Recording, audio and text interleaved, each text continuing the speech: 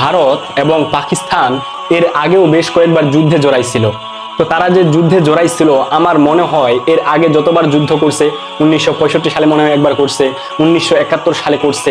তো এর আগে আমার মনে হয় যতবার তারা যুদ্ধ করছে, যতটা ক্ষয়ক্ষতি হয় নাই, আমার মনে হয় এবার একটু বেশি ক্ষয়ক্ষতি হবে। কারণ তখন তাদের কাছে পারমাণবিক শক্তি ছিল না, পারমাণবিক বম ছিল না।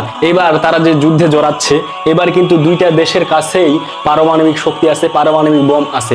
আমার মনে হয় এর আগে তারা যে কয়েকবার যুদ্ধে জড়াইছে, তার থেকে এইবারকার যুদ্ধটা আরো ভয়ঙ্কর হয়ে যাবে। আমি সোজা বাংলা ভাষায় কয়েকটা কথা বলতে চাই। তো আমি আপনাদেরকে অনুরোধ করব, আপনারা পুরো ভিডিওটা শেষ পর্যন্ত দেখবেন। আমি কোনো রাজনীতিবিদ না, আমি কোনো বিশ্লেষক না, আমি কোনো গবেষক না, আমি তারপরও কয়েকটা কথা সোজা বাংলা ভাষায় বলবো, আপনারা পুরো ভিডিওটা শেষ পর্যন্ত দেখবেন। তো আমি যে একটু আগে বলতেছিলাম যে এবারের যুদ্ধটা একটু ব্যতিক্রম। এর আগে তারা যতবার যুদ্ধ করেছে, এবারকার একটু যুদ্ধটা একটু ব্যতিক্রম হবে। যদি তারা এভাবে কঠোরভাবে যুদ্ধে জড়ায়, তাহলে মনে হয় পারমাণবিক অস্ত্রও তারা ব্যবহার করতে পারে। তো আমি যে কথাগুলো বলতেছিলাম, আমি একটু বিশ্লেষণ করতে চাই।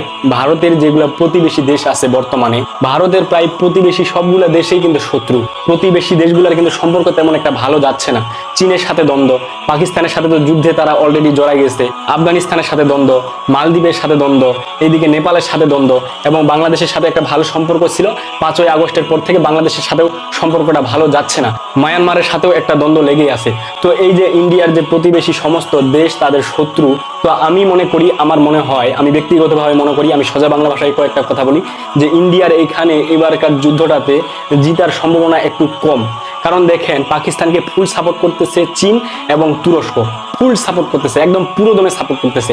তো প্রতিবেশী দেশগুলো যখন, চীন যখন পাকিস্তানকে সাপোর্ট করবে, আপনি প্রতিবেশী কোনো দেশেরই সাপোর্ট পাচ্ছেন না, তখন কিন্তু আপনার একটা দুর্বলতা কাজ করবে। ইন্ডিয়ার আরেকটা দুর্বলতা হইল, পাঞ্জাবের যে তাদের যে পাঞ্জাব প্রদেশের যে মানুষজন, পাঞ্জাব প্রদেশের শিখ ধর্মের যারা মানুষ, শিখ ধর্মের যারা অনুসারী, খালিস্তান নামের দেশ তারা করতে চায়, অর্থাৎ পাঞ্জাবকে তারা আলাদা করতে চায়। পাঞ্জাবের মানুষজন অলরেডি বলেই দিছে যে তারা নাকি ভারতকে সাপোর্ট করবে না। দেখেন, আপনার নিজের দেশের মানুষ যখন আপনাকে সাপোর্ট করবে না, আপনার দেশের মানুষের ভিতরের মানুষজন আপনাকে সাপোর্ট করতেছেন। সাপোজ ধরেন আপনার কোনো আত্মীয় স্বজন আপনার বিরোধিতা করতেছে, ওইখানে কিন্তু আপনি পরাজিত হবেন, তাড়াতাড়ি পরাজিত হয়ে যাবেন। ঠিক তেমন ভারতের যখন মানুষ, ভারতের পাঞ্জাব প্রদেশের মানুষগুলা যদি তখন বলে যে আমরা নিজের দেশকেই নিজে সাপোর্ট করে না, তখন দেখা যাবে ভারতের এইটাও একটা দুর্বলতা। যেহেতু ভারত একটা বড় দেশ, তো দেখা যাবে যে ভারতের মধ্যে যদি যুদ্ধ লেগে যায়, কিছু কিছু প্রদেশ চাইবে যে আমরা আলাদা হয়ে যাব, আলাদা দেশ গঠন করব। এইভাবে তখন দেখা যাবে যে বিভিন্নভাবে তারা একটা দ্বন্দ্বের মধ্যে পড়বে, বিভিন্নভাবে একটা রিস্কের মধ্যে পড়বে। আমি ব্যক্তিগতভাবে মনে করি ভারতের জিতার সম্ভাবনা খুব কম, এবং আমি চাই না যে যুদ্ধ লাগুক। যুদ্ধ লাগলে দুই দেশেরই ক্ষতি। ভারতে প্রায় 150 কোটি জনসংখ্যা, পাকিস্তানে প্রায় 20 থেকে 25 কোটি জনসংখ্যা, দুই দেশের প্রায় 170 থেকে 180 কোটি জনসংখ্যা। দেখা যাবে যে এই 170-180 কোটি জনসংখ্যা একটা আতঙ্কের মধ্যে থাকবে। কখন যে বাড়িতে মিসাইল এসে পড়ে, কখন যে ছেলে মেয়ে মারা যায়, কখন যে বোম এসে পড়ে, একটা আতঙ্কের মধ্যে থাকবে।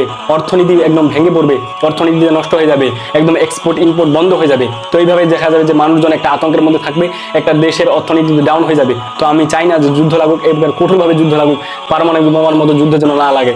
যদি যুদ্ধ লেগে যায়, প্রতিবেশী দেশগুলো একটা আতঙ্কের মধ্যে থাকবে। কারণটা হচ্ছে, তাদের মধ্যে যখন মিসাইল মারামারি হবে, এমন তো হতে পারে একটা মিসাইল ভুলক্রমে অন্য একটা দেশে গিয়ে পড়লো। যেমন কিছুদিন আগে মনে হয় যে রাশিয়া আর ইউক্রেনের যুদ্ধ করতে করতে তাদের মনে হয় একটা মিসাইল পোল্যান্ডে না কোথায় যেন যায় পড়ছিল। এরকম ভুলক্রমে অন্য একটা মিসাইল অন্য একটা দেশের কান্ট্রিতে যায় পড়তে পারে, এটা পড়তে পারে, স্বাভাবিক। যেমন আমাদের বাংলাদেশ তো ইন্ডিয়ার সাথে লাগা। এখন পাকিস্তান একটা মিসাইল মারলো, বা ইন্ডিয়া একটা পাকিস্তানকে মিসাইল মারতেছিল, ওই মিসাইলটা পাকিস্তানে না গিয়ে বাংলাদেশে চলে আসলো, এরকম তো হতে পারে। তো এই জন্য বলবো, আমরা যুদ্ধ চাই না, আমরা চাই পৃথিবীটা শান্তিতে থাকুক। রাশিয়া ইউক্রেনের যুদ্ধটা বন্ধ হয়ে যাক, ফিলিস্তিন ইসরায়েলের যুদ্ধ বন্ধ হোক, পাকিস্তান আর ভারতের মধ্যে যে যুদ্ধ চলতেছে এটাও বন্ধ হয়ে যাক, যুদ্ধ যেন না লাগে। সকলে ভালো থাকেন, সুস্থ থাকেন, বিদায় নিচ্ছি। দেখা হবে পরবর্তী কোনো ভিডিওতে। আল্লাহ হাফেজ।